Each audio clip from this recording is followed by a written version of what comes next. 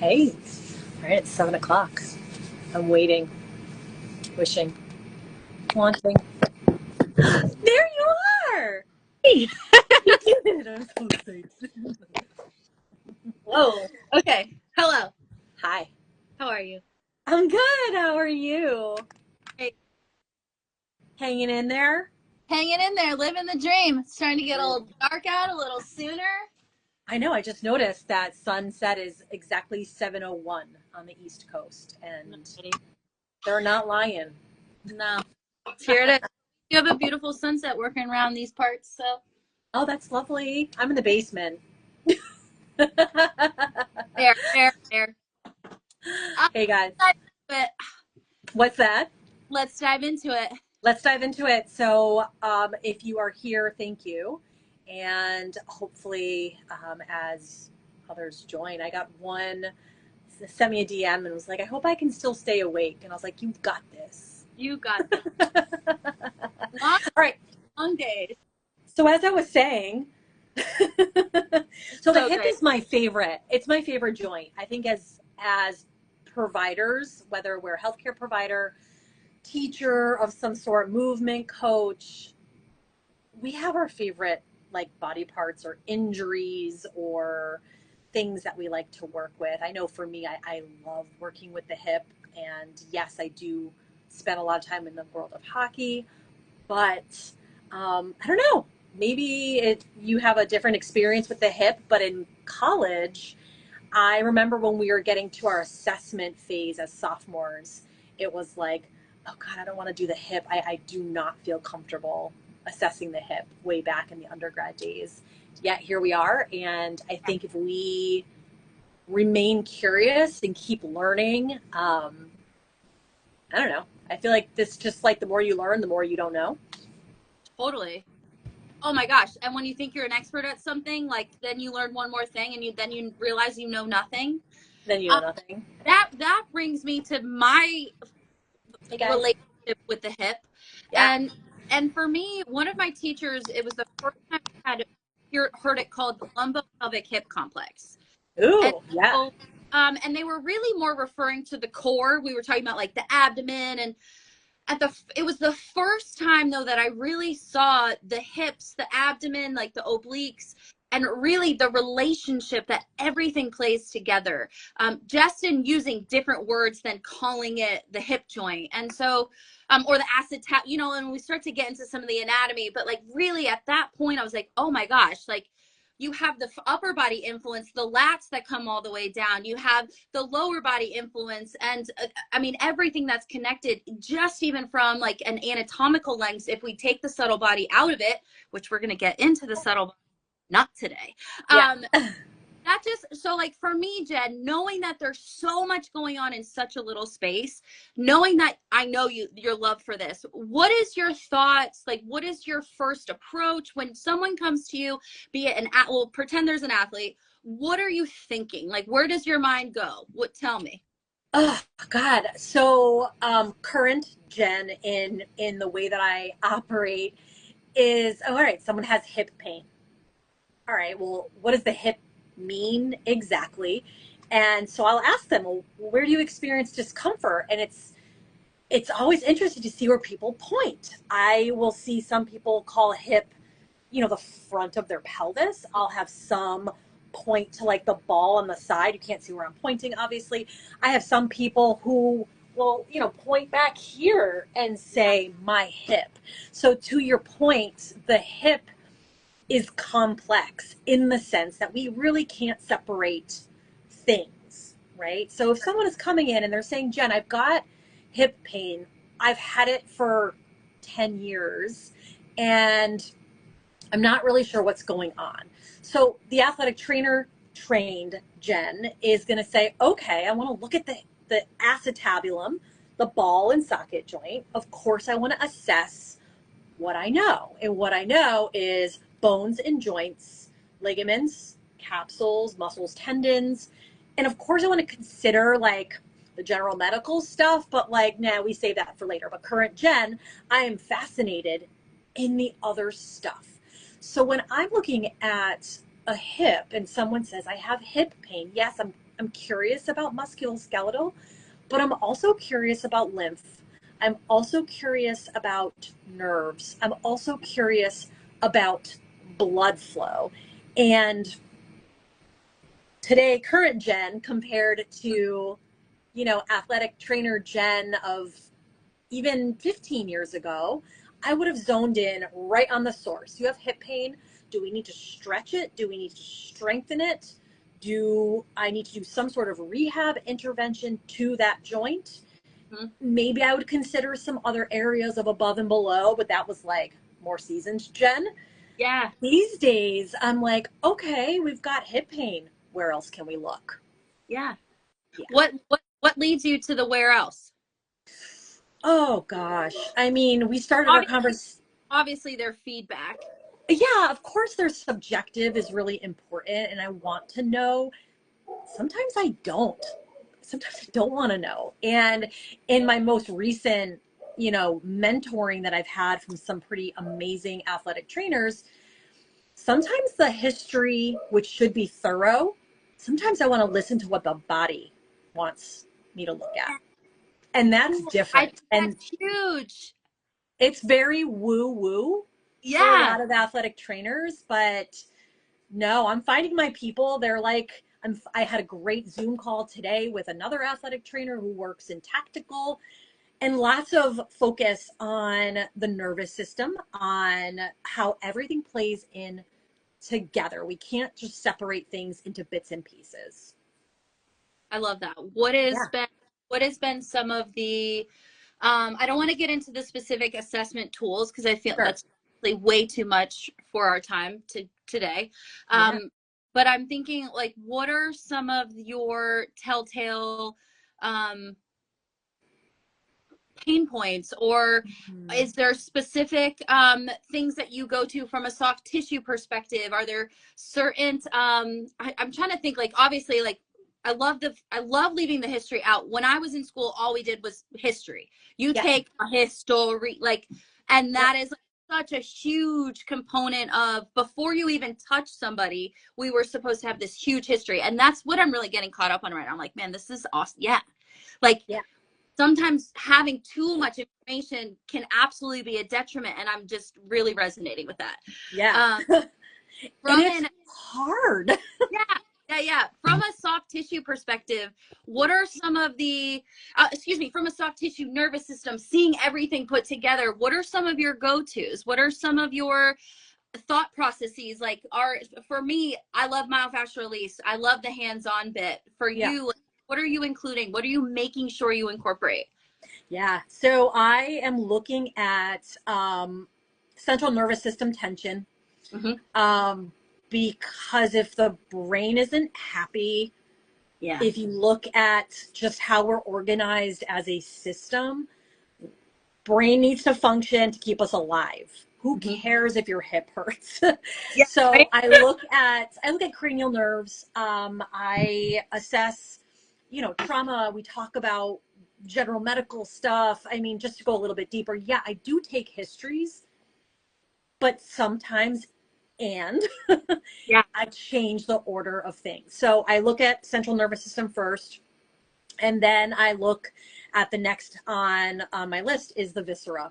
So I have been really, really grateful to be surrounded by some really smart people that have taught me that we need to look at this hierarchy of systems. And even though we really want to treat the source of pain, consider, what does lymph flow look like? What does blood flow look like in that area? Because if that area is not kind of moving and grooving, the tissues are not sliding and gliding, then it makes it really difficult for those joints to behave like they are designed to behave. So I do integrate some, visceral assessments. Mm-hmm. And, this is a practice, not something I would call myself the go-to for it. But let me tell you, Gab, it's pretty interesting when I will assess someone, especially if they've had long-standing pain, and I don't even go to their hip until last. Yeah. And thank goodness that they have trust. But there's so many different things that we can do in this profession that, yeah, I learned a very specific way to look at the hip. But might it be possible? Could we be curious to perhaps consider other systems in the body that are playing into that pain experience? And I know you and I align on a lot of these things. And sometimes, yeah, there is a hip situation. Sure. And it doesn't mean I'm neglecting the hip situation. But if I fail to address those higher order systems, Yeah. I can be the best manual therapist. I could be like dry needler extraordinaire, whatever your intervention is. I could be like a highly sought after yoga instructor, whatever. But are your results lasting? Yeah. They might feel good in the moment, but are they truly digging to the root cause? Are they truly getting to the source of things? So, yeah, I want to throw it back to you and give you kind of a chance. I know we feel similarly on some things, but Definitely. you know, what's swirling up there for you?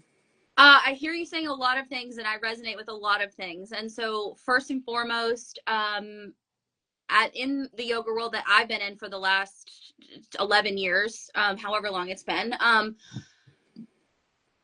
every student who walks in with something hip, they only want to know stretches. They want to, what can I do to stretch my hip?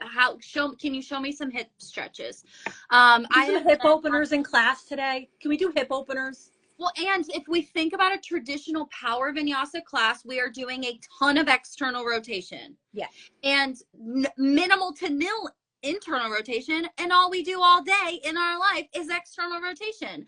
And like, we're standing at the counter doing our dishes, our toes are out, we're driving, our toes are out, everything is in hip, this open hip external rotation. Then we were like, great, more half pigeons, more double pigeons. Anyway, so thinking about that and the world that I'm coming from, more so, I love to remind my people about our length tension relationship, which is the parabola, right? Length and tension. And when the length of the muscle is too short, it cannot produce a lot of tension. It's not producing strength. It's not able to contract strongly. Actin, myosin, right? Come back to like the basics of everything that I know from an anatomy lens. And then when we think about then the length tension, as the length of the muscle goes up, the amount of tension it's able to produce goes up at about halfway between in its range of motion. As the length continues to go up, the tension that it's able to produce goes down. And so more so than anything for me, from a hip perspective, it's let's strengthen our hips. Let's talk about how can we turn the muscles on? How can we, from a psoas perspective, from an all of the surrounding hip, know that it does circumduction, right? We want to think about strengthening the hip and having proper mobility, and less about grabbing and holds and changing my rehabs that I'm offering my athletes, my patients, to include more mobility versus more flexibility. I don't really care if you can grab your foot and put it behind your head, even if you want to achieve some of these postures. But I'm like super freaking impressed if you can, without touching your foot, put it behind your head. It's like, oh, like, yeah, that's impressive to me. And so nonetheless, for me, it comes back to strength. It comes back to a ton of now subtle body that I don't really know that we have the time to get into, but we are coming there. We'll do a live over on my page next week. We'll share the, but from leaving out your emotions, your hips are your emotional storage house. Think of all the things heard in our yoga classes. All of that to me rings true.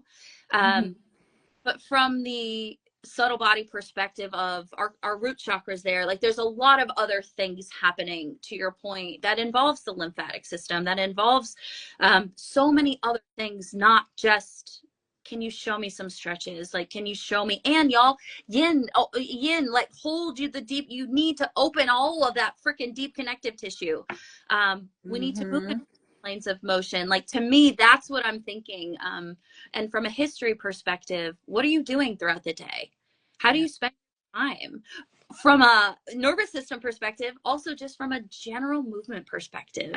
Fair. And Yeah, heck yeah. Yeah, I love this concept of looking at a big picture because it's so critical. And I think as athletic trainers and also as yoga instructors, when I'm considering things for maybe a group of people, for me, maybe hockey players or a group that maybe is like, give me hip openers. I'm also considering like, how can I utilize whatever my skill set is to create flow of the lymphatic system because it's passive and we need to encourage it. We need to make it move. We also need to consider kind of little entrapment points in the body, the nerves that are feeding the hip. So we have obviously nerves that innervate our organs. They also innervate our musculoskeletal system. So there's a lot of crossover. And I think one of the last things I wanted to mention about this whole psoas situation, we liked the play on words. For whatever reason, the psoas has gotten a really bad rap in a lot of realms that we need to release it. We need to dig into it. We need to put hard tools into it. And I live in the camp of less is more. Move in the direction of ease. Because when we try to force things, think about this, and you probably have beautiful language for this, but little Jen here, if you try to force things, Mm-hmm. how well does that go typically? Mm-hmm. Mm-hmm. It doesn't. Like anything, y'all. Force anything. Anything if we Yeah. force. Yeah. So I think that's one of the last thoughts. I know you're going to wrap up for us, but one of my last thoughts is when you're thinking about hip pain, hip stiffness, I need to gain mobility, things feel so tight. Think about doing a little bit less, the lowest effective dose, meaning just enough to get a reaction because a sensory stimulus is going to yield motor output. So something as simple as skin rolling, lifting the skin in the area, or other low-hanging fruit, the scalp, this is a whole different thing. But if we can create this cascade, this downstream effect of relaxation, then we might be able to be more effective in our hip treatment plan, yoga sequence, or whatever it might be. Do less, man. Stop trying so hard. Thank you for reminding me of that. I see a question in here from Katie. As you look at neural functioning, are you asking about neurodiversity? As a major fidgeter, thanks to ADHD, I feel like my hips are messed up because of how much I fidget in my seats. I love that you saw the question because I don't know where that is. It's been here, but I did. Oh, wait. Okay. Oh, yeah. You must have gotten it because I don't see the question. Say that one more time. Are you looking at neurodiversity as you're looking at neural functioning from a hip assessment perspective? Are you looking or asking about neurodiversity? She says, as a major fidgeter, I feel like my hips are messed up because of how much I fidget in the seats I do ask a lot of questions. Yes, I do. And that's a situation where I have to meet a person where they're at. I don't think there's necessarily one way about this. So, as I take a history, I know we kind of went back and forth as to save it for last, go first. When I do ask questions and we spend a lot of time together just kind of getting to know one another, I think having a good lay of the land in terms of neurospiciness and there's effects throughout the body, nervous system first. So, for a person who, has that sort of diagnosis, we talk more about it. And then, I might dig into that with some of my cranial nerve assessments. And we kind of just see what we uncover. And it usually leads me to the next question and then another question from there. What I hear you saying too, which I think is great importance, and I think a beautiful place for us to end off is building a relationship with your people, whoever they are. If they're patients, if they're clients, if they're athletes, like build your relationship. The more you know anybody, their stories, and I know this from personal history and my private practice, the more you know what people have gone through and what everything that has happened to us for us is living in our bodies, unless you've processed it. And so from a neurodiversity standpoint and a cranial nerves perspective, I think it's very important because there's going to I mean, and to me, I see it as a scale more so than anything, than a diagnosis or not. I just see it more so as some sort of a scale.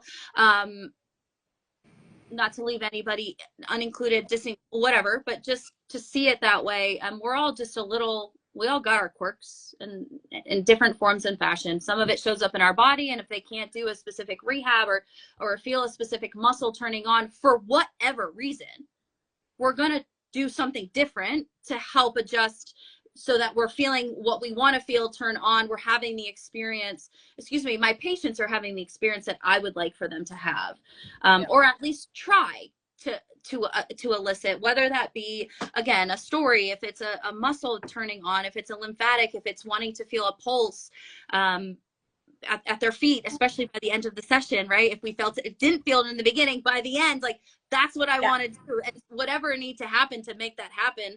Sometimes it's not taking those dank psoas, hard plastic toys, shoving them in. And sometimes there's just a better way, to Jen's point. Yeah, look at that soft, squishy ball. I'm so happy. I come prepared with my emotional support courageous ball. Thank you. Thank you for being here. It's squishy. Soft things are our friends. Why squishy is better. We'll talk about subtle body. We'll talk about how the stories that you have that have happened to you, for you, how they are living in your body. And that is happening next Wednesday on but we'll make sure to share all the details here with me, with Jen, and over at the Yoga Rehab Method. But thank you guys so much for being here. This is the first of many. If you have any specific body parts or ailments or things going on and you want us to break it down, you want to see how the Yoga Rehab Method can be applied to whatever you got, shoot us an email, send us a DM. We're here on Instagram, so just find us. But thank you guys for being here and have a beautiful night. Appreciate you all. See you next week. See you next week, Jen. All right. I don't know how to end this, so I'm going to just press the big X in the corner. Bye. Bye.